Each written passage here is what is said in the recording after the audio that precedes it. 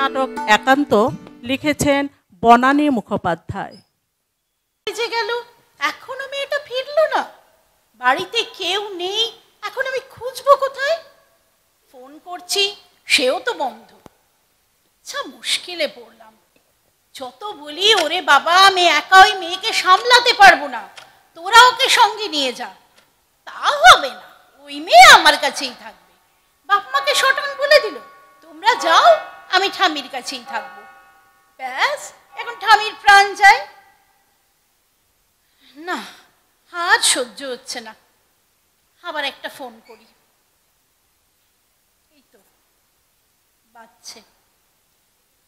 Hello, হ্যাঁ রে, তোর ব্যাপারটা কি? কি বকুনি থামিয়ে দরজা খুলবো মানে? তুই এসেছিস? কই? ঠিক আছে দাঁড়া, আমি আগে বারান্দায় যাই।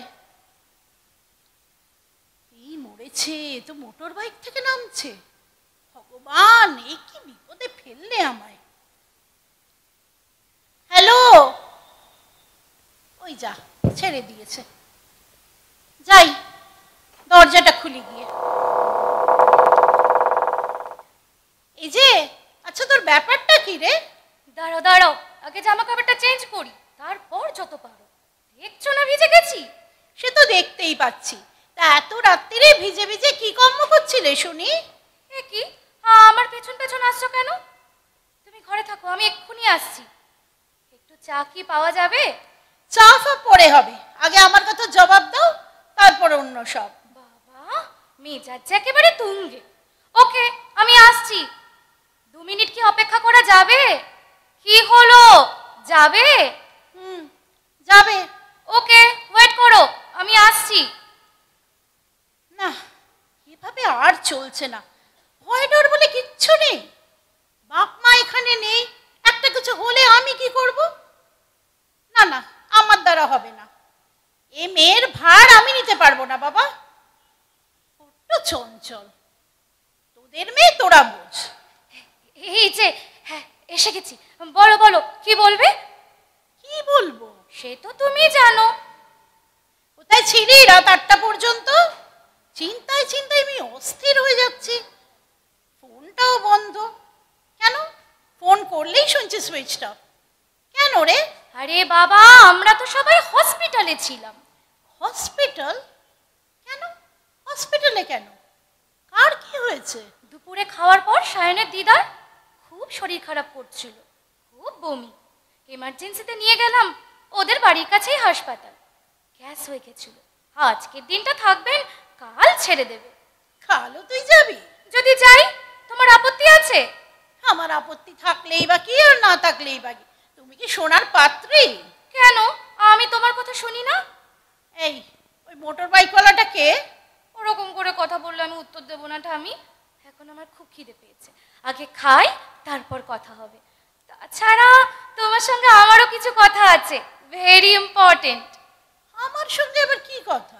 আছে আছে, এখন চলো তো, চলো চলো। আরে দাঁড়িয়ে আছো কেন, চলো চলো।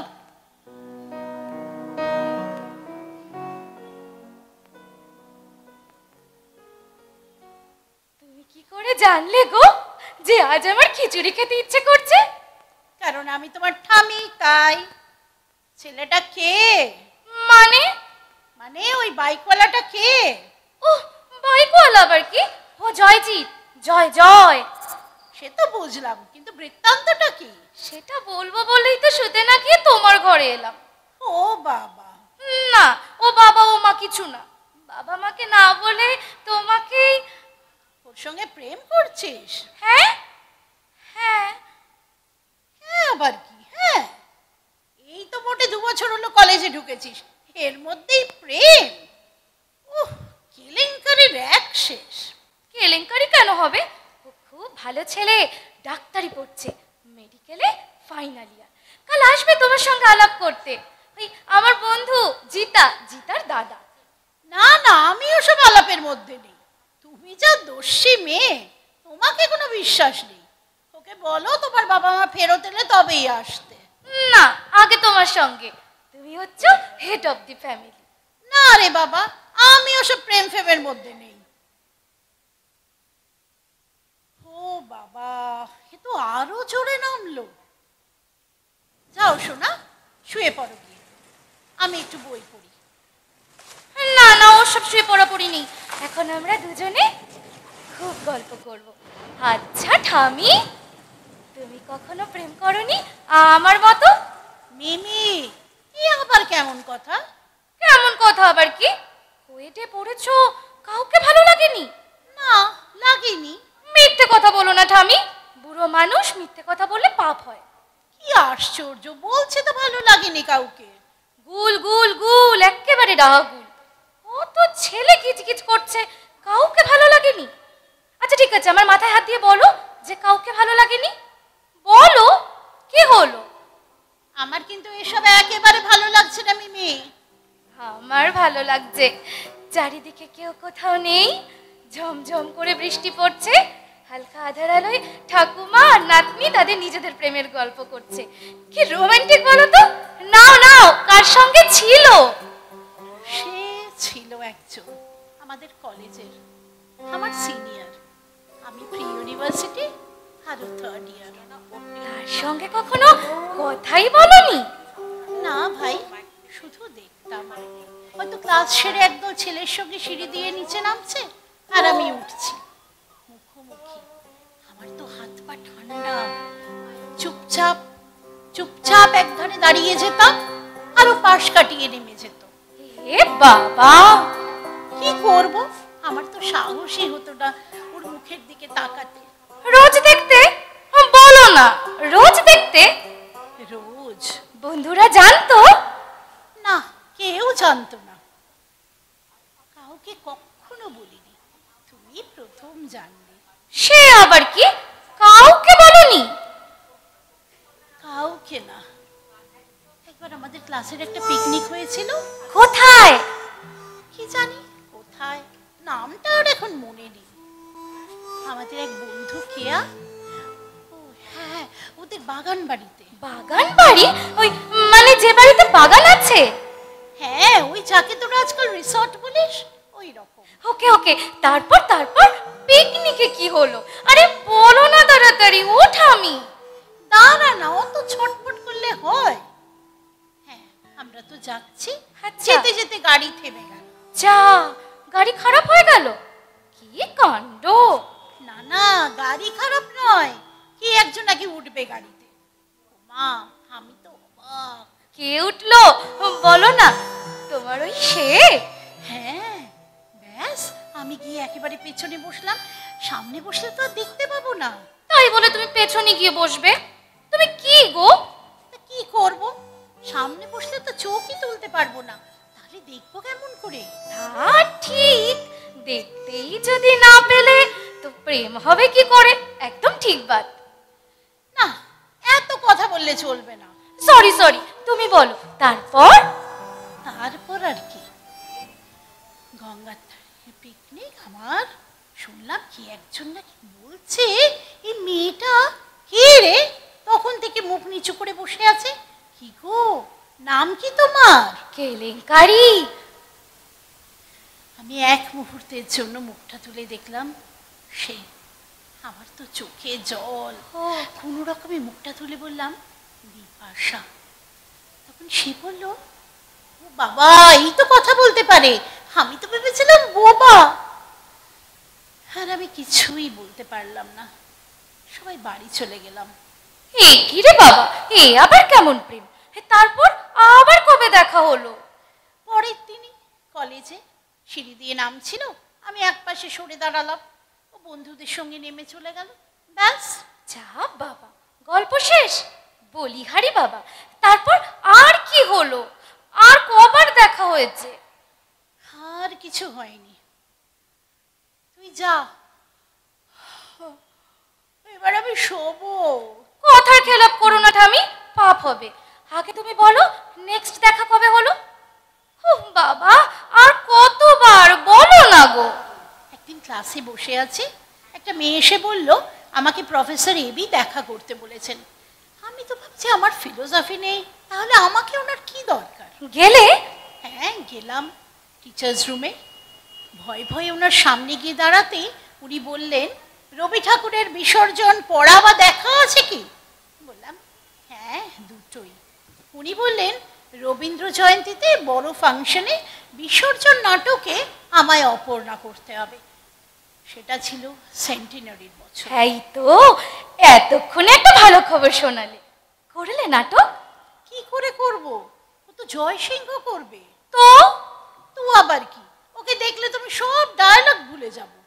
আমি বলে দিলাম যে আমি পারবো না, আমার অসুবিধা আছে। যা, এরকম সুযোগ ছেড়ে দিলে তুমি একেবারে হোপলেস পার্টি। তারপর তারপর তারপর আর কিছু না, আমি প্রি ইউনিভার্সিটির জন্য রেডি হলাম, আর ও পার্ট টু পাস করে বেরিয়ে গেল। ব্যাস, খেল খতম, পয়সা হাজম। দাদু ভাইকে বলেছিলে?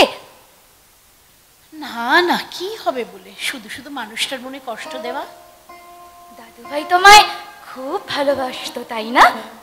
খুব খুব ভালোবাসতো। আর তুমি তুমি ভালোবাসতে?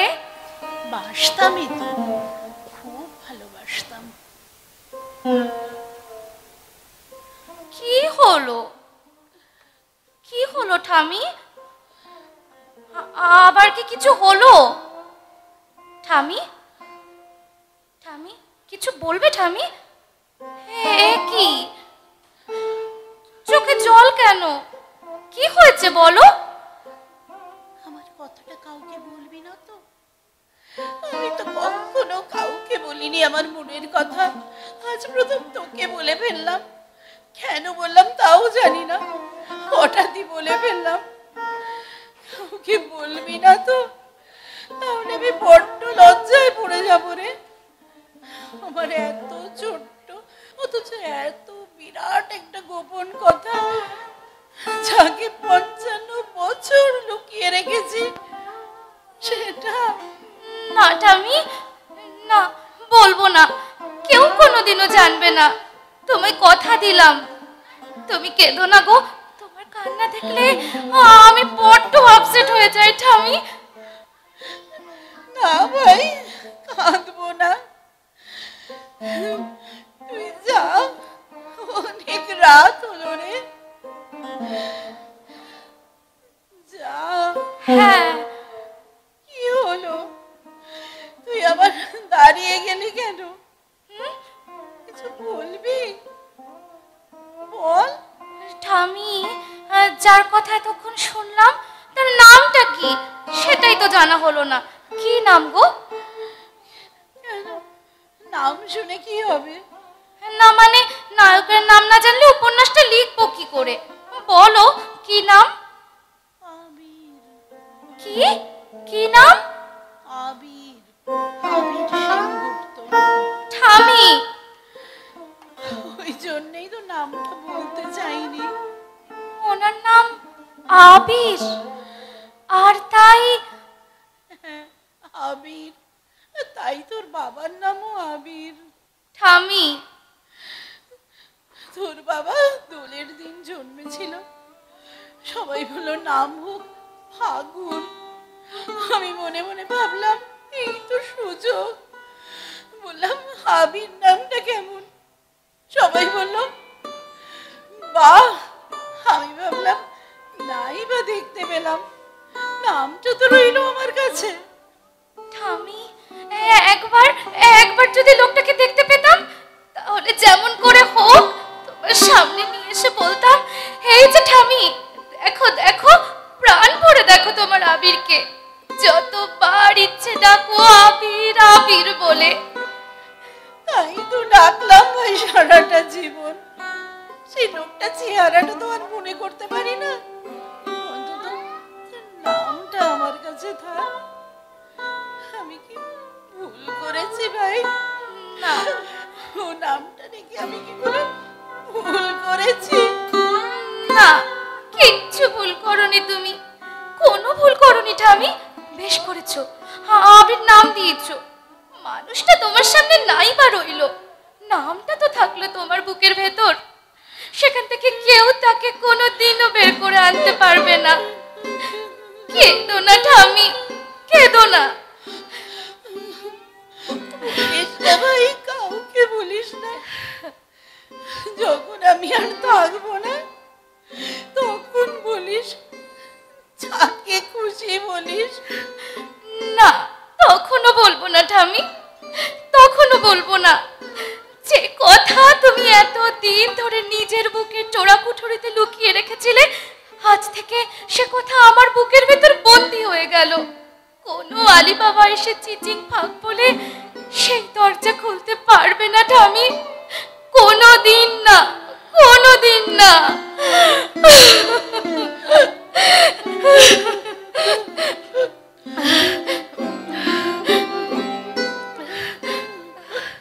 শুয়ে পড়ো ঠাম্মি, শুয়ে পড়ো, নিশ্চিন্তে ঘুমিয়ে পড়ো। আমি আসি। গুড নাইট ঠাম্মি, গুড নাইট। গুড নাইট সোনা।